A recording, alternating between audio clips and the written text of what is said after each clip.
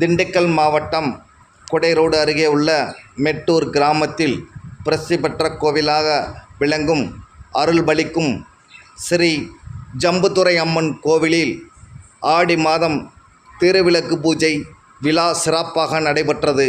இதில் ஏராளமான பக்தர்கள் கலந்து கொண்டு சாமி தரிசனம் செய்தனர்.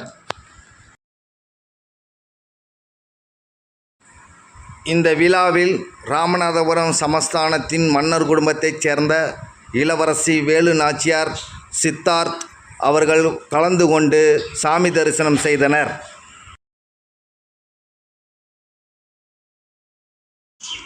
விழா ஏற்பாடுகளை மெட்டூர் ஜம்புத்துறை அம்மன் மக்கள் நல அறக்கட்டளை ஊர் பொதுமக்கள் செய்திருந்தனர்.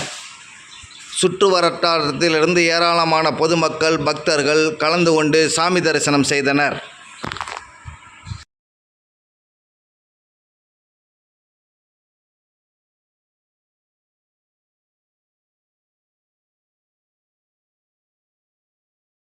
வணக்கம், இது தமிழ் பவர் நியூஸ்.